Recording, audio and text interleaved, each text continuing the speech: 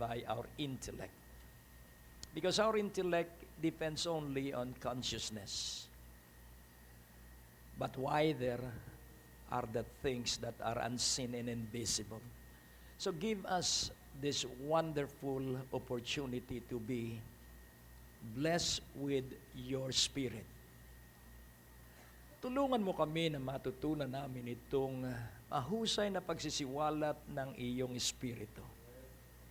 Sa gayon, hindi kami magiging patpatin at iyakin at masyadong maramdaming Kristiyano. Sa halip, matibay, matatag at mapagmahal sa ikaliligtas ng maraming kaluluwa. We love you, so give us wisdom, balanced wisdom, that we shall understand truths according to truths that is in the Holy Scriptures.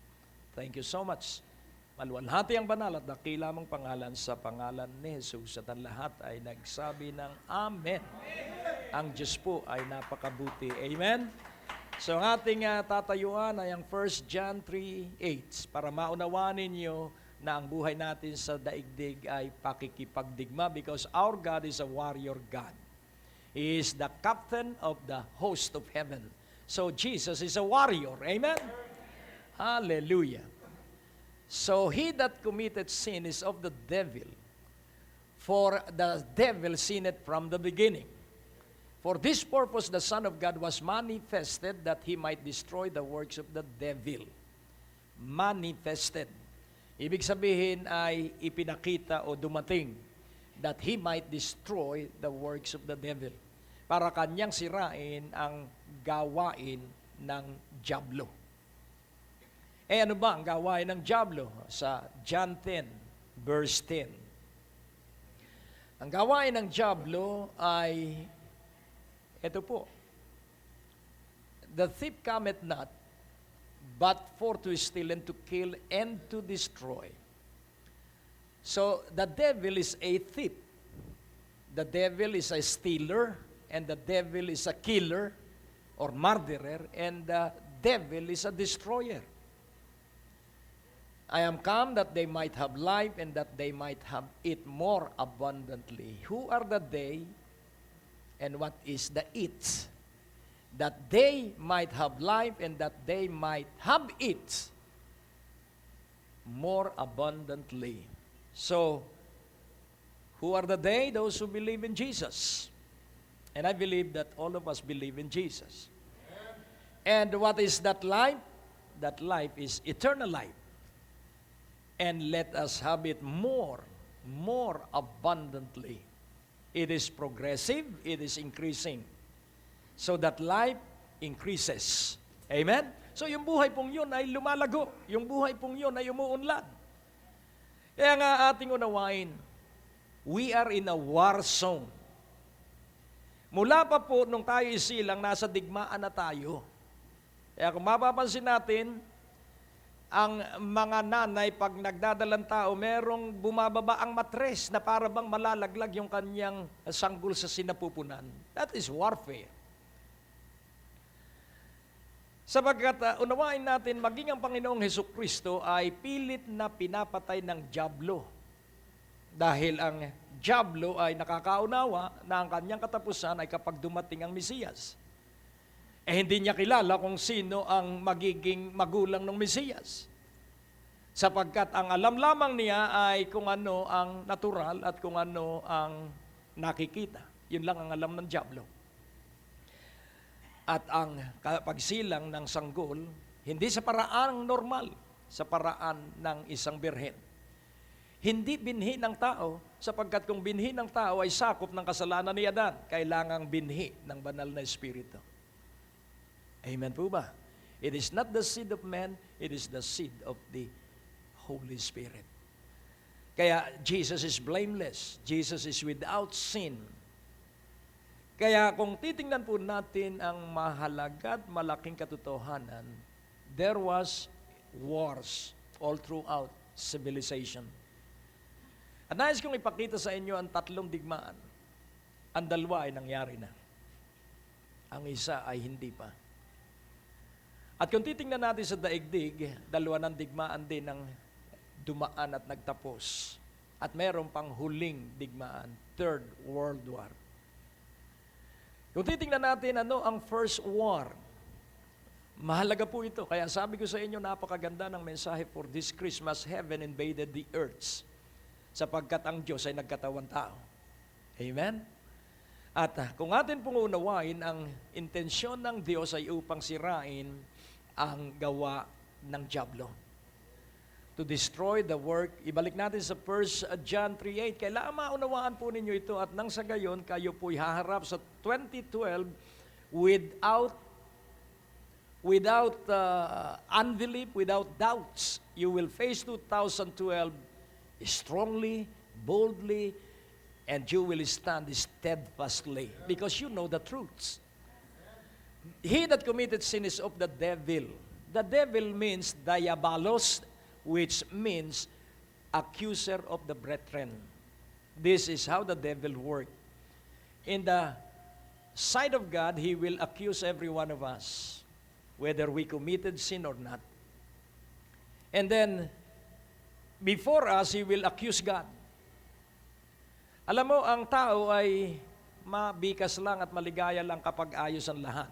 Pero sa sandali na magkaroon ng pagsubok o suliranin ng isang tao, hindi mo na po yan makakausap. At doon papasok ang dyablo at sasabihin, hindi ka talaga mahal ng Diyos. Sayang lang ang iyong pagdalo sa pagtitipon dahil wala namang nangyayari. That is an accusation from the devil. And the first attack of the devil is when you lose desire to attend worship services. When you lose desire to pray. Kapag nawala na sa iyong buhay yun, you are under attack of the devil. The devil is accusing you. Na worthless, useless, meaningless yung mga bagay tungkol sa Diyos. Huwag kang padadaya. Amen? Kaya nga ating unawain, the first war in the mount is in the Mount of Temptation in Matthew 4 and Luke chapter 4. Jesus defeated Satan. And in what way he defeated Satan, the devil? By the power of the Holy Spirit. After baptism in Jordan River, he received the Holy Spirit. And in the power of the Holy Spirit, he faced the first war. Hallelujah. So, Jesus worked by the power of the Holy Spirit. At mapupunan natin yung paggawa ng banal na Espiritu sapagkat siya'y napakababa. Siya'y napakaamo. Hindi niya tinatangkilik na kanya yung kapangyarihan. Bagamat siya ay Diyos, pero ang laging sinasabi niya, wala akong magagawa malibang yung nakita kong ginagawa ng aking Ama. At wala akong masasabi malibang yung narinig kong sinabi sa akin ng Ama. And that is humility and that is meekness before God. Kaya ang sabi niya, learn of me for I am meek and humble of heart. So, who is meek and humble of heart? Those who always consult God. Those who always acknowledge God. Laging kailangang maunawaan natin ang bawat pagsubok merong meaning. At ang pinakamahirap sa buhay ng isang tao ay mawala yung kahulugan ng kanyang pagkabuhay. Papasok po ang psychological term about anxiety. Kaya nga ang sabi ng Biblia, do not be anxious about anything. Sa psychology terminology, ang tawag nila ron ay exogenous and endogenous. Ang ibig sabihin ng endogenous ay yung takot, yung pangamba na nilikha ng iyong iniisip. At yung exogenous ay yung mga katatakutan na baka mahulog ang iyong sarili kapag ikay umaakyat ng hagdanan na baka ikay madupilas. That is anxiety that will cause panic. Pero kung ikaw po ay marunong na maglagak ng lahat ng kabalisahan mo sa Panginoon, hindi ka po matatakot sapagkat hawak ng Diyos ang mga kamay natin. Our steps are ordered by the Lord. Amen? And Because our steps are ordered by the Lord. Hawak ng Diyos ang bawat hakbang natin. So imagine when you are walking, hawak ng Diyos ang iyong mga paa. Amen? Kaya nga pag nakaramdama ka ng anumang panghihina ng katawan, that is an early indicator of war. An early indicator that you are in a war. Amen po ba? Kaya nga ating unawaing mabuti na ikaw at ako. So Christmas is a time and a season that heaven, the first Christmas, it was the time that heaven invaded the earth. The Emmanuel God became man. Amen po ba? Kaya nga ating unawaing mabuti, ang mga anghel nagkakatuwaan sapagkat sumilang na ang hari ng lahat. Ang mga pastol nagkakagalakan.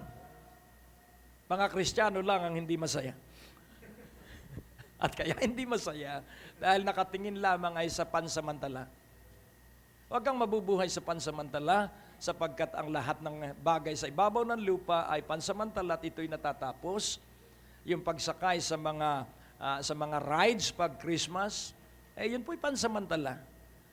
Yung paglalakbay sa iba't ibang panig at sa iba't ibang lugar, yun po'y pansamantala at pagkatapos ay wala lang. Subalit kapag ang iyong buhay ay laging maalab sa Panginoong Hesukristo, kapag ang iyong isip ay laging nakatuon sa langit sapagkat yun ang sabi ng kasulatan. Kung tunay na ikay na kay Kristo, ang iyong isip ay ituon mo sa mga bagay na nasa ibabaw. Kaya kung ang puro isipan pa rin natin ay kung paano tayo magkakapera, laging tandaan mo ang pera ay sinusunod lamang, hindi hinahanap. Ang hinahanap ay ang Diyos at susunod ang pera. Amen po ba? Kaya yung iba ay gumigising ng napakaaga, natutulog ng gabing-gabi at wala rin. Pero kami, tayo, na nabubuhay, na nagtitiwala sa Diyos, nakakatulog ng mahimbing at paggising sa umaga, may pagpapalang panibago. Amen? Hallelujah! Sapagkat ito po ang katotohanan. So the first war is in the Mount of Temptation. Jesus was tempted at all points, but He won. He is a winner. He is a conqueror. And we are more than conquerors. Because we are only a recipient of that victory. Tayo po'y tumanggap lamang ng kanyang tagumpay. Kaya kung titingnan po natin sa Revelation 21, nais kong inyong maunawaan kung ano mangyayari. There is life after birth and there is life after death. Kailangan makita mo yung buhay pagkatapos mong mamatay. Alam na natin ang buhay natin pagkatapos nating isilang. Sa ibabaw ng lupa, maraming problema. Kung hindi mo tatanggapin ito, ay may problema ka. So, pero magtatagumpay tayo. Amen? Dahil ito'y sinigurado. Sa Revelation 21, sa verse 6, ating basahin. And he said unto me, it is done. I am Alpha and Omega, the beginning and the end. I will give unto him that is athirst of the fountain of the water of life freely. So ikaw po ba ay nandun sa Matthew 5 na sinabi, blessed are those who hunger and thirst for righteousness. Are you athirst? Ikaw ba'y uhaw na uhaw? Amen? Kaya sabi rito, I will give unto him that is athirst of the fountain of the water of life freely. Kaya kailangan ikaw po'y magdesisyon ngayong Kapaskuhang ito na ikaw ay masasabik araw-araw para dun sa tubig ng bukal ng buhay at ito'y ibibigay. Yung freely, ang ibig sabihin, walang tapos. As long as we are alive and even after this life, ibibigay yung water from the fountain of the water of life. And then ano ang sabi sa verse 7? He that overcometh shall inherit all things, and I will be his God, and he shall be my son. So, ating pansinin, ang isang word sa overcometh, he that conquers shall inherit all things. Siyang magtatagumpay, siyang masasakop, siyang mapupuspos ng buhay na walang hanggan o ng tubig ng buhay na walang hanggan. Ano ang sabi? they shall inherit all. Dito, katulad nung kakilala ko, daan-daang ektarya ang naipon nung matanda. At yung anak, nagkaroon siya ng 5 anak, hinati yung daan-daang ektarya. At yung 5 anak, nagkaroon ng merong 7 anak, merong 6 na anak, 5 anak, hanggang dumating tigli 5 ektarya na lamang sa panahon ngayon yung mga apo. So ano po ang ibig sabihin? Masusukat ang mamanahin mo sa ibabaw ng lupa, pero hindi sa langit. Amen? Sapagkat ang mamanahin natin sa langit, we shall inherit all. But there is a requirement. Overcome. Hello? Conquer. Hindi po basta darating ang gantimpala kung walang labanan. Huwag po kayong magbabaka sakali. May labanan po. He that overcometh shall inherit all things, and I will be his God, and he shall be my son. So ano ang mangyayari? Kapag tayo ay nasa piling na niya after this life. Tingnan natin sa Revelation 22. Basahin natin sandali sa verse 2. Nais kong inyong maunawaan ang katotohanan ito at nang sa gayon hindi ka po maging talunan. In the midst of the street of it and on either side of the river was there the tree of life, which bare 12 manner of fruits and yielded her fruit every month, and the leaves of the tree were for the healing of the nations. Verse 3. And there shall be no more curse, but the throne of God and of the Lamb shall be in it, and his servants shall serve him. So ano ang mangyayari sa atin after this life? Kung naglilingkod ka ngayon sa Panginoon after this life, doon sa piling niya, ikay maglilingkod pa rin. Amen? So ano ang paglilingkod sa Diyos? We are worshiping Him every day. Amen? We are adoring Him every day. We are giving praise, giving thanks to Him every day. That is serving the Lord. Amen? And then sa verse 4, and they shall see His face, and His name shall be in their foreheads. Ilalagay ng Diyos ang pangalan niya sa ating mga noo. Kaya gagayanin ito ng Antikristo, ilalagay ng Antikristo ang kanyang pangalan sa kanyang mga kampon. Pero yun po ginagaya lang ng dyablo. Pero pag tayo naroon na, ang pangalan ng Diyos ang nasa ating noo. Hallelujah! At ang isang napakaganda po kapag ikaw ay nagpatuloy sa salita ng Diyos, kung ikaw lamang ay magtatapat sa Panginoon. Requirement po ang pagtatapat. Ang aking bayan, sabi niya sa isang propeta, Jeremiah o Ezekiel, hindi ko na matandaan, ang sabi niya, ang bilang ng taon, walang sanggol na mamamatay ng bata. Sapagkat sila'y aabot ng 100 taon. Ang magiging mga taon sa buhay ng aking bayan na naglilingkod sa akin ay katulad ng mga taon ng mga puno. Alin po ang punong pinaka-maiksi ang buhay? Saging, maiksi ang buhay. Puno ng saging. Puno ng pechay, maiksi ang buhay. Pero kapag puno po ng nyog, kahit 100 taon nakatayo pa po yan. Lalo na po ang akasya. Kahit 300 taon, mabubuhay yan. At ang sabi kong ako lamang ay paglilingkuran ninyo, ang inyong mga taon sa ibabaw ng lupa ay magiging kasing dami ng taon ng mga puno. At dahil nga po, mahina ang ating isipan, ayaw tanggapin ng tao ang salita ng Diyos. Dahil ang kanyang isip ay nakatuon sa mga nakikita niyang tao na pag umidad ng 60 ay uugod-ugod na. Kaya siya ay natatakot sa mahabang buhay. Huwag ka pong titingin doon sa nakikita mo, tumingin ka po sa salita ng Diyos at bahala ang Diyos na gawin niya yung kanyang sinabi. Amen po ba? Amen. Hallelujah. So, kaya niya na gawin na wala kang arthritis. Kaya niyang gawin ka na malakas kahit sa 100 taon. Katulad ni Beverly Shane na mga awit ni Billy Graham at 103, umaawit pa rin siya. At siya'y malakas na malakas pa rin. So, doubt your unbelief. Believe your belief. Pag-alinlanganan mo yung hindi mo pinaniniwalaan at paniwalaan mo yung iyong pinananampalatayanan. Tingnan mo ang iyong katabi, sabihin mo mahaba ang iyong mga taon. Kung papayag ka. So ang first war, tinanggap ng Panginoon ang banal na Espiritu. Ang second war sa Calvary. Sa Calvary. At doon, ibinigay, after His resurrection, ibinigay naman ang banal na Espiritu sa mga apostol. At natanggap mo na ba ang banal na Espiritu? Dahil without receiving the Holy Spirit, it is impossible to live the Christ life. Kapag wala po ang banal na Espiritu sa isang tao, napakahirap pong mabuhay na katulad ni Kristo.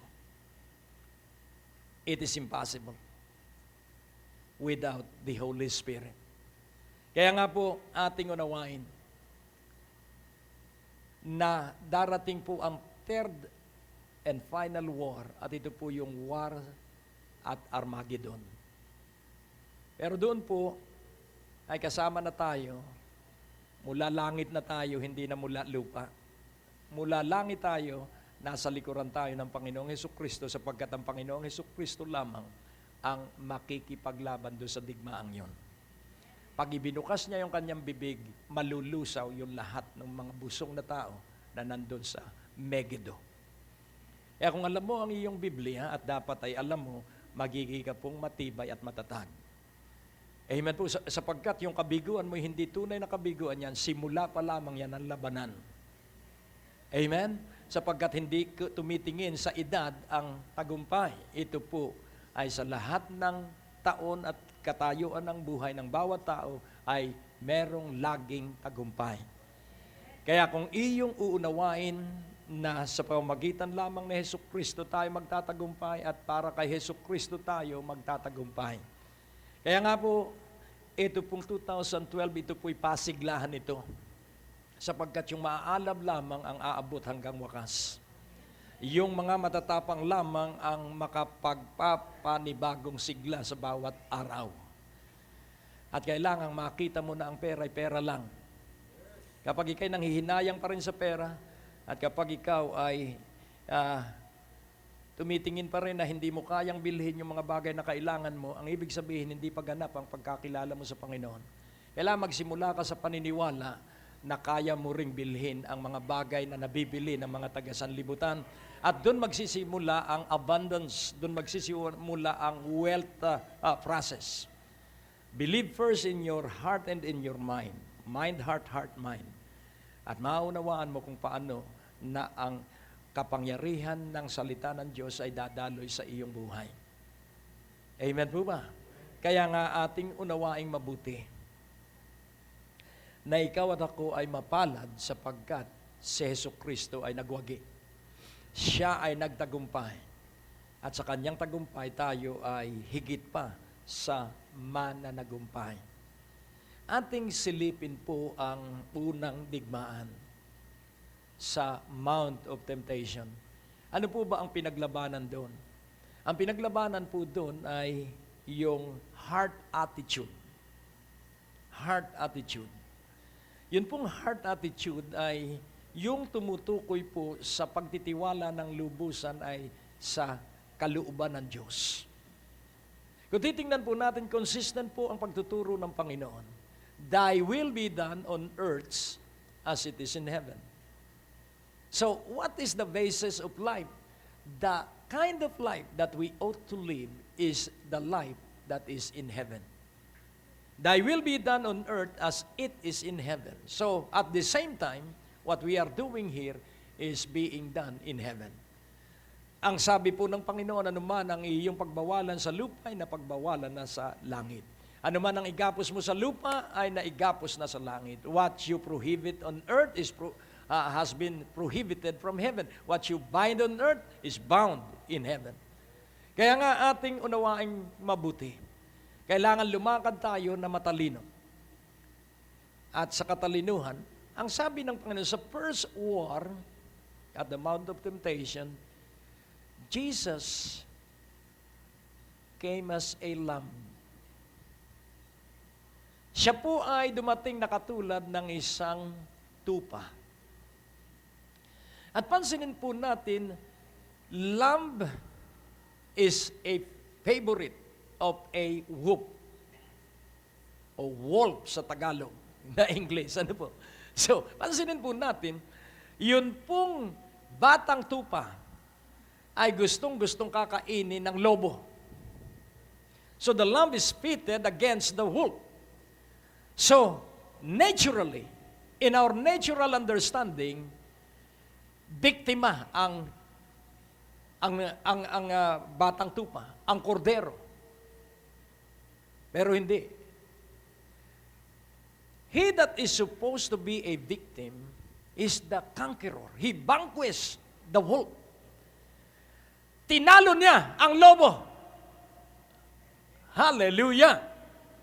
Amen? So pansinin po natin, ito pong labanang ito ay pababaan.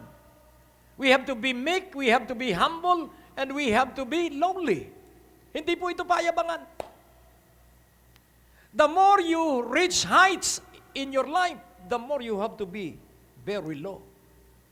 The more you gain wealth, riches, and money, the more you have to remain very meek, as though you don't have any money. Nakukuha niyo po. So that is the nature of warfare.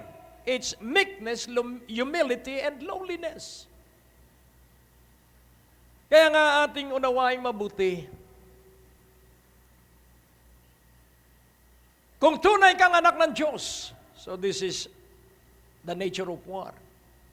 And the weapon is the Word of God.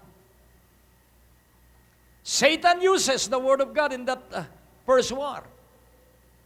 But in a wrong manner and way. Jesus uses the Word of God rightly, dividing that word of truths. So I want you to understand that as long as you believe right, you will be bold in your faiths. But the source of fear is believing wrong. Ang pinanggagalingan ng takot ay kapag mali ang ating pinaniniwalaan. Arang sabi ng dyablo, kung ikaw ay talagang anak ng Diyos, gawin mong tinapay ang batong ito.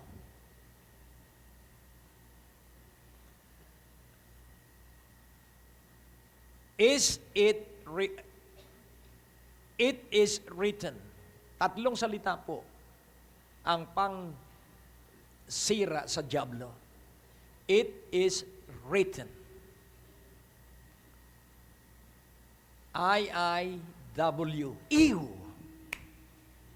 It is written that man shall not live on bread alone,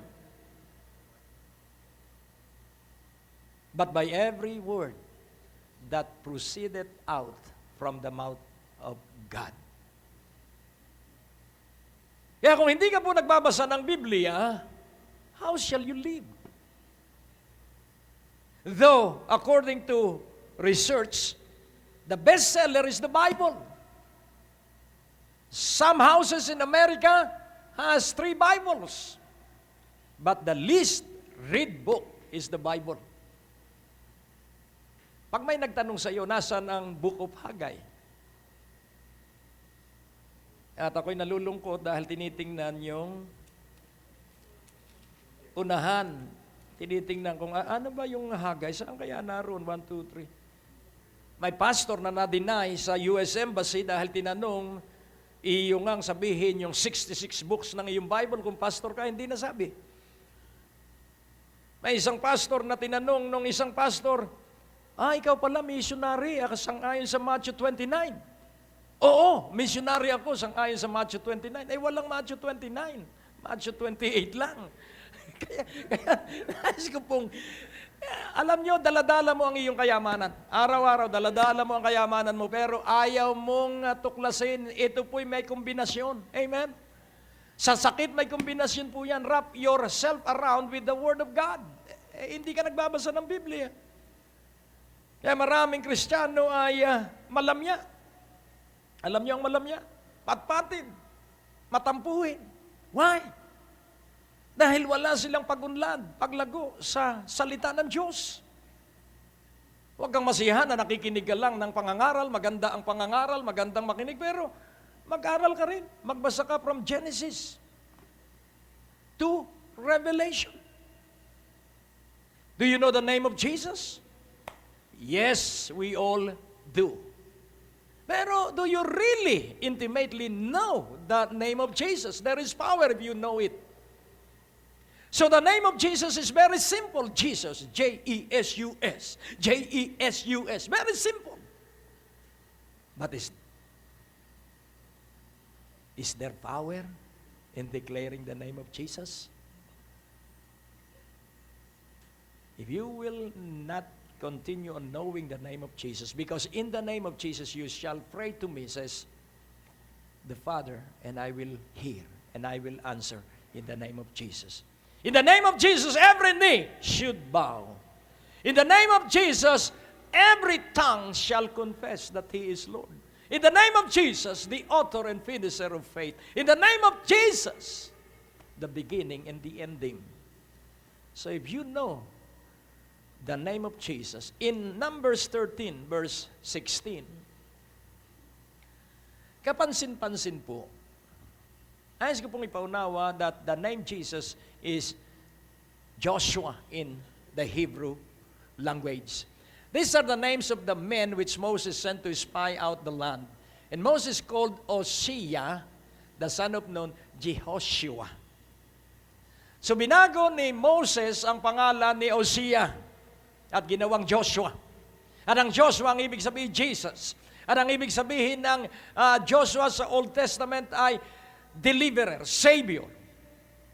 Pero pansinin po natin, hindi po siya yung Messiah na sinasabi ng mga propeta na dumating dito sa New Testament. Sapagkat itong Jehoshua, Heso Kristo, ito po yung makapangyarihang Mesiyas na dumating. Kaya kung makikilala at kikilalanin mo ang Panginoong Heso Kristo, tapos na ang iyong labanan. Sapagkat kilala pa lamang, tapos na ang iyong mga labanan. Sapagkat ang lahat ay tatawag, lahat ay lalapit sa Diyos at hihingi sa pangalan ni Jesus. Upang magawa natin ang lahat ng mga dapat nating gagawin, kailangan gawin natin ito sa pangalan ni Jesus. At kailangan tayo mabuhay alang-alang kay Jesus. Tanging si Jesu Kristo ang ating pinakang tinutumbok ng ating pagkabuhay at pamumuhay. It is only Jesus. Without Jesus, we are nothing. Apart from Jesus, we cannot do anything. Kaya ang first war, ang labanan doon ay about the temptation of pride. Maliwanag po ang Biblia, nagpapakataas ay ibabagsak, at ang matigas ang ulo ay wawasakin. Kaya nga ating unawain, kailangan tayo ay maging mababa. Kaya pagdaan natin sa pagsubok, magdiwang lang tayo. Amen? Magdiwang lang tayo sapagkat alam ng Diyos ang ginagawa sa iyo at sa akin. And then ano ang pangalawang tukso na ginawa ng diablo sa kanya? Dinala siya sa gilid ng bangin sa bundok sa Jerusalem. At sabi niya, kung talagang ikaw ang anak ng Diyos, magpatihulog ka rito.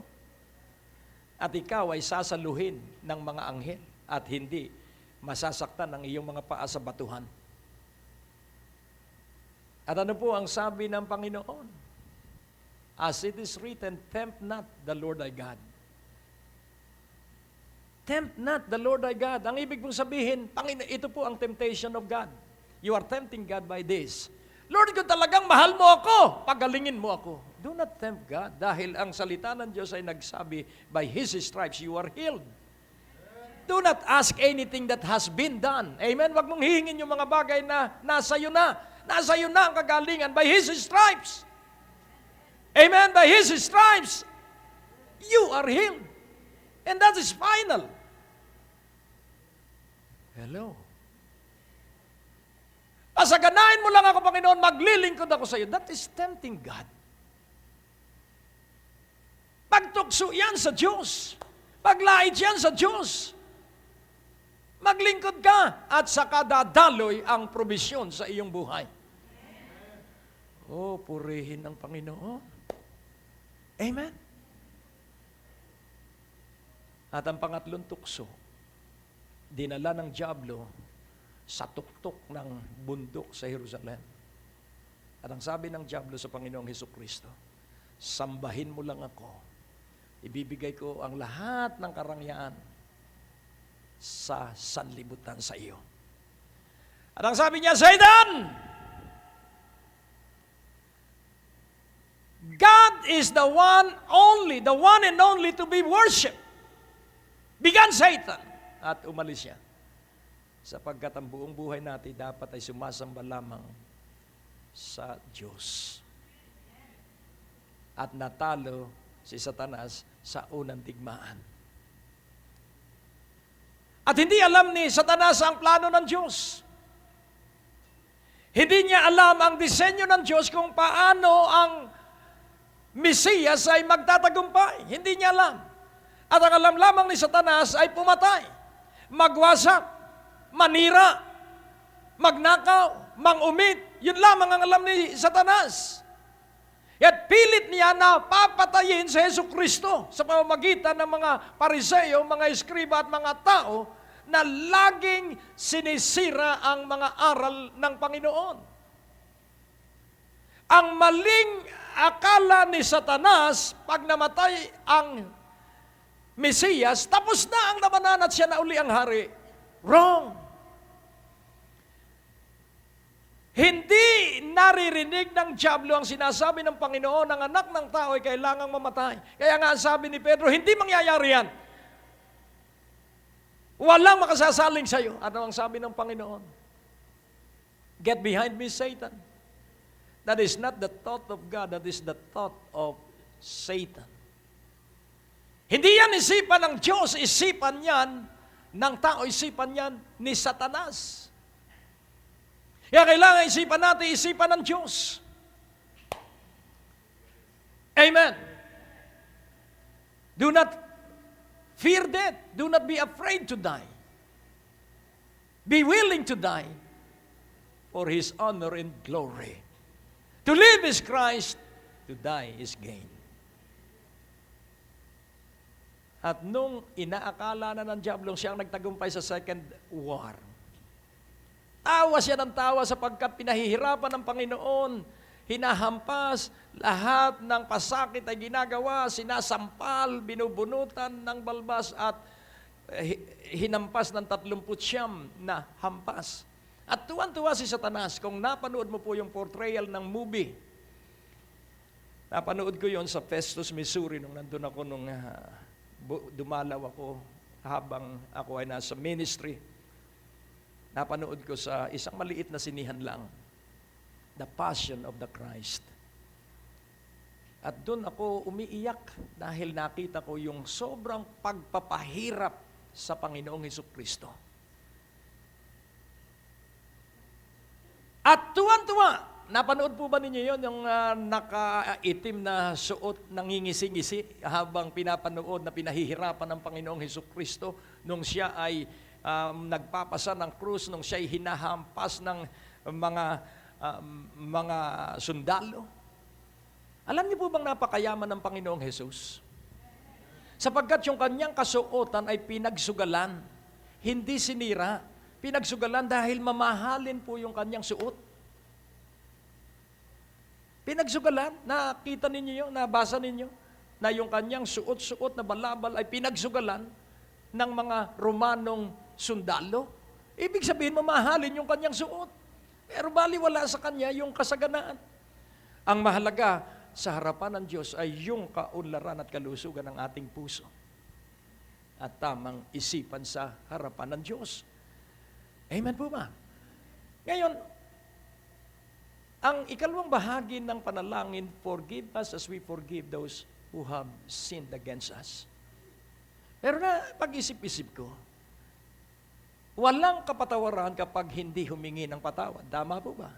Kaya yung mga taong galit sa atin, patatawarin natin sa ating puso at isipan. Pero yung forgiveness, hindi niya tatanggapin hanggat hindi siya humihingi ng kapatawaran. Ask, and it shall be given you. Kaya kung meron man taong galit sa iyo, napatawad mo na sa iyong puso, wala ka ng kasalanan ng di pagpapatawad. Nakukuha niyo po? Kaya nga ating unawaing mabuti, kaya tayo pinatawad, humingi tayo ng kapatawaran. Kaya tayo inalis sa gawa ng kaaway. Ang paglaya lamang sa pang-aalipin ng dyablo ay aminin natin. Inamin ni David na siya ay nagkasala. Inamin ni Pablo na siya ang pinakamasama sa lahat ng makasalanan. Inamin ni Pedro na siya ay betrayer. Si Judas lang ang hindi umamin na siya ay nagkasala. Kaya simpleng-simple lang, aminin natin ang ating kasalanan at ang kapatawaran ay dagling bubuhos at ang panibagong magandang buhay ay dadaloy. Amen po ba? Kaya nga, yung second war, si Satanas ay muling natalo sapagkat ang paraan pala ng Diyos na hindi alam ng dyablo ay kailangang mabayubay sa krus ang kanyang anak at sa ikatlong araw ay muling mabubuhay. At yung kanyang muling pagkabuhay ang siyang pagkakataon na ang banal na Espiritu. Kaya ang sabi ng Panginoon sa kanyang panalangin sa John 17, "The glory that you have given to me, I give to them." Ang kaluwalhati ang ibinigay mo sa akin ay ang siyang kaluwalhati ang ibinibigay ko sa kanila. And what is that glory? The Holy Spirit in Jesus. And the same Holy Spirit, Jesus is giving to those who believe Him. And I suppose that we all believe Him. So receive the Holy Spirit. Amen? At ako'y naniniwala, lahat tayo ay sumasampalataya kay Hesu Kristo, kaya tanggapin mo ang kapuspusan ng banal na Espiritu. At ako po'y naniniwala, it's not by might, it's not by power, it's by my Spirit, says the Lord. So God, according to the book of Psalms, is a warrior God. And He always wins. He is always the winner. So let us side with the winner. And we shall be winners. Amen? Tayo po ay kakampi ng mananagumpay, kaya tayo ay higit pa sa mananagumpay. Jesus in us is greater than he that is in the world. We have the blood, we have the Holy Spirit, we have the Word, so we are more than conquerors if we apply and use the Word, the blood, the promises. Alam mo, wala kang talo. Sa iyong kahirapan, magsisimula ka sa kayamanan. Pero kailangan i-apply mo ang dugo, ang salita, at paligiran mo ang iyong buong katawan ng mga pangako ng Diyos. Wrap your entire body with the promises of God. Magsaulo ka, magkabisa ka ng mga pangako ng Diyos. At humarap ka sa salamin at kung ano ang sinasabi ng pangako ng Diyos, sabihin mo sa iyong sarili, that I can do all things through Christ who gives me strength, that my house is filled with riches. I-deklara mo lang po yun. Because what you will declare, you will receive. As I have heard, I will do. Kaya nga, ano ang gagawin natin habang hinihintay natin ang third war? Ito po yun. Sa Matthew 9, tingnan po natin sa verse 34. Matthew 9, verse 34.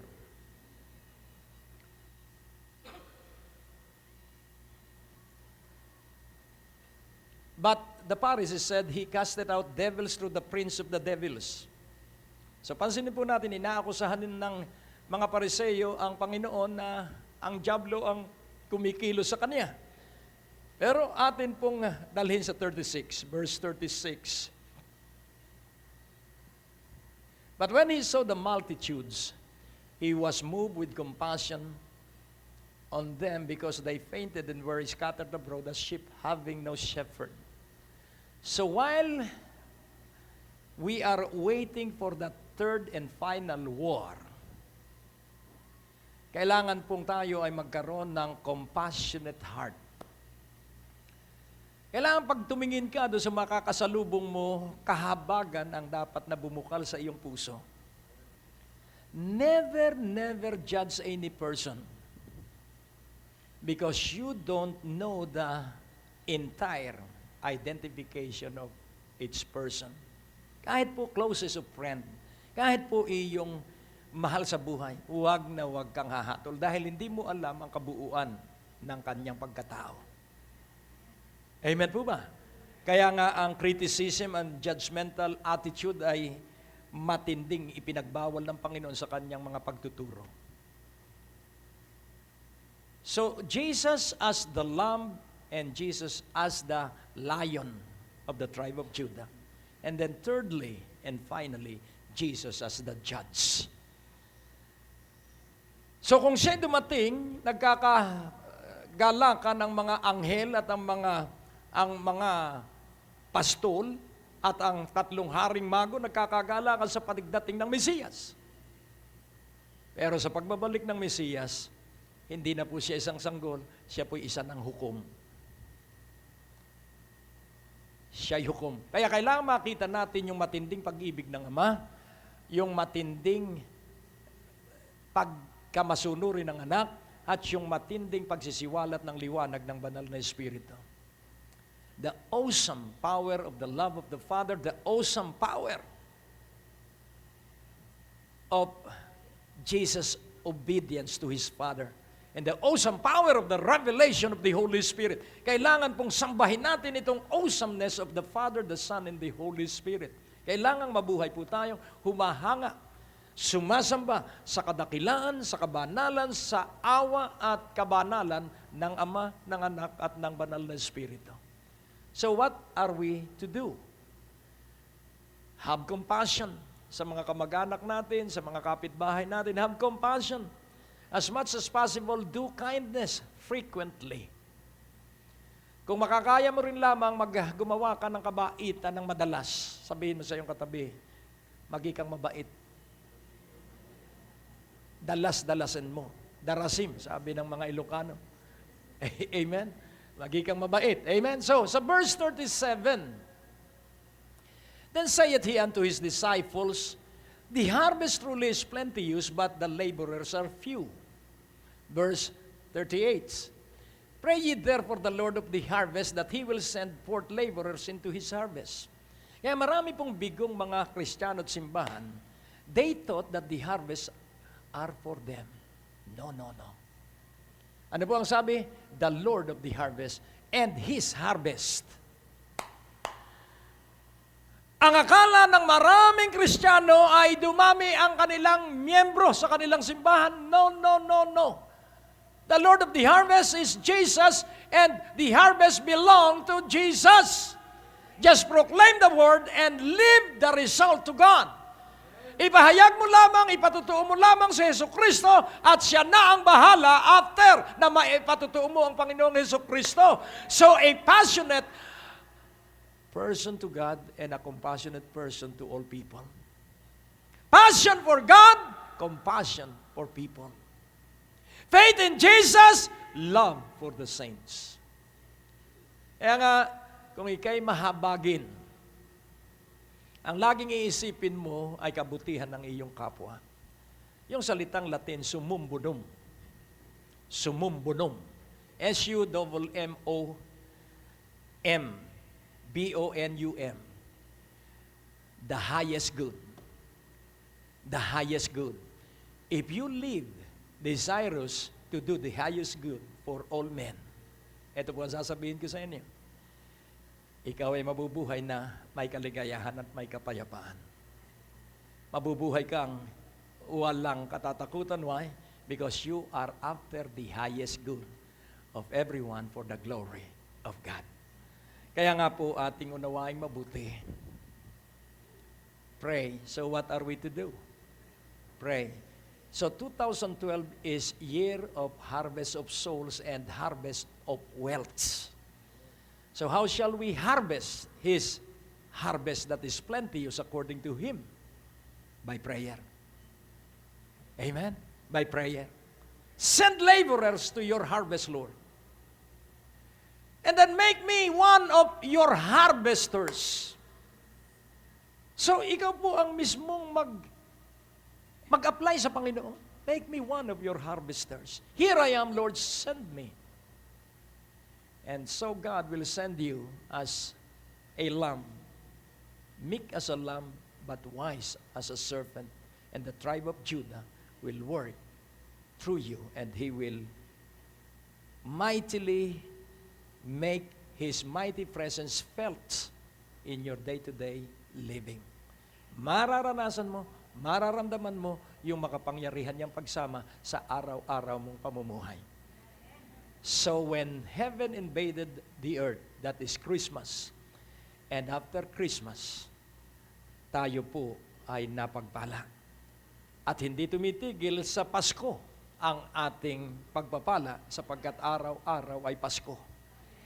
Sa bawat paggising ay Pasko para ating gawin ang tatlong bagay ng Kapaskuhan. The three thoughts and the three core values of Christmas, LPG, the love of God, the peace of God, and God as a generous God. So when you receive Jesus, then you receive the love of the Father. When you receive Jesus, you receive the peace of Jesus. When you receive Jesus, you will be a generous person because God will cause every provision to flow through you. Amen? So you are loved, you have peace, and you have everything that when you approach God, you will always desire to give. Bow down your head. Father God, thank you so much that we are always a conqueror. And we shall always conquer and overcome because of thy Holy Spirit that is present in us. Help us, Lord. Help us. And make us strong as we continue on. Tulungan mo kami at gawin mo kaming malakas habang kami nagpapatuloy para sa kaluwalhatian ng Ama sa makapangyarihang pangalan ni Jesus at ang lahat ay nagsabi ng Amen. Ang Diyos po ay napakabuti. Amen. O, purihin ang Panginoon. So tuloy-tuloy atin po